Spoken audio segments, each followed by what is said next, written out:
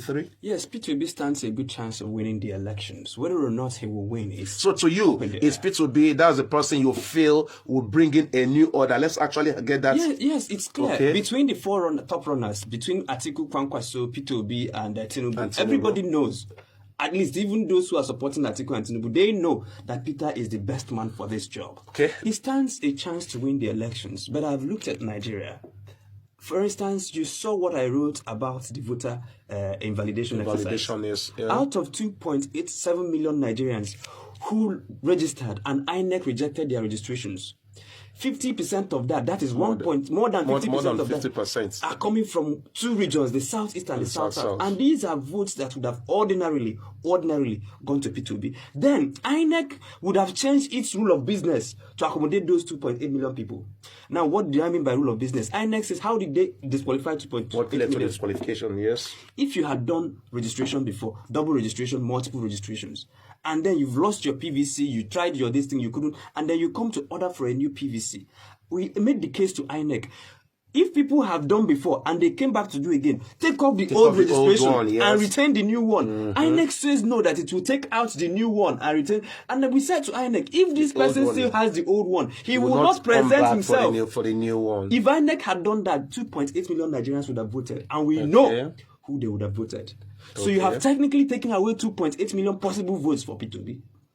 Now, in that all 2.8 million votes, you have also made sure that a good number of those people are from the southeast and from the south. Particular region of the country. Also look at the geographical mappings of the INEC offices that are being burnt today. Okay, that's a very interesting point. Look at the geographical mappings of the INEC offices that are being burnt today, and you see that there is a deliberate plan by the people who are holding Nigeria down to keep holding Nigeria down.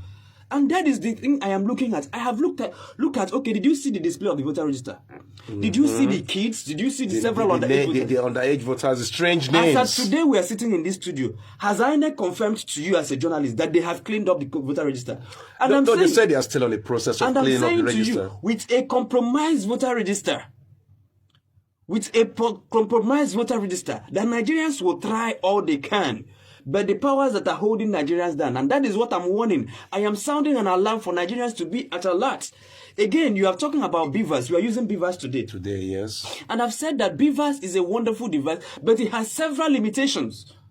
And one of those limitations, in fact, the most poignant of the limitations of beavers, is that beavers only records number of accredited voters. It does not record the number of attempted accreditations. Attempts, yes. And I give you this instance. Take, for instance, a polling unit in, say, faraway Borno State that has 500 registrants in that particular polling unit. And out of 500 possible voters, 400 show up for verification. And then their beavers in Borno was able to verify 350 people. 50 people cast their votes. And a polling unit in, say, Nobi, where we are today, that has 500 voters. And then out of 500 voters, say Nandibaya Putaro, 350 or 300 show up. And then out of the 300 that showed up on the election day, Beavers was not able to accredit up to 100 of them. Up to 100 or 200. And then can't you see that that is happening? And then if you monitor, I was a polling unit agent of my party in the just concluded Anambra elections. Okay. And I know out of the 5 people in my family that came out to vote, including my wife, only myself was able to vote. And what was I able to vote? On the 5th try. Why did they allow me to try for 5 times? Because I was a party agent. Yes, because of your personality. I saw old women crying that their INEC issued PVCs.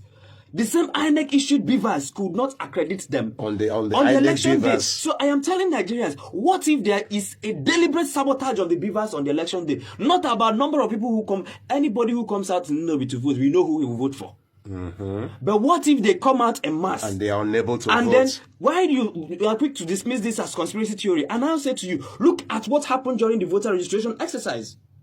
That the Southeast was pulled, and you know how involved I was in the voter registration exercise. Of course, I remember. And we were telling people, come out and register. And especially since the emergence of P2B as the presidential candidate of the Labour Party, Ndi Igbo came out in mass to register. There was no voter capturing device. The whole of Nnewi North local government had only 2 at some point. And the 2 in Nnewi were servicing Nnewi North and Nnewi South because people in Nnewi South could not deploy because of the insecurity. In the whole of Onitsha North local government, at a point, they had only 1 functional device in Onitsha North local government area. In Oka South local government area, which is the capital city, they had only 2 and then added another 3, which is 5 capturing devices. And I'm saying to these people, how many devices are in Nigeria and how many did you send to the southeast? Because Borno, Yobe, and all those northeastern states that had Boko Haram, they were turning out impressive voter registration numbers. There was even a situation where we heard registration was done for people outside Nigeria in Niger Republic. So I am saying, if you have, by the number of deployed machines, technically disenfranchised a region, what do you think these people will do on the election day? And I have made this case to the leadership of the parties involved. I have said, don't walk into this election, and I'm repeating it on your platform, don't walk into this election without an independent audit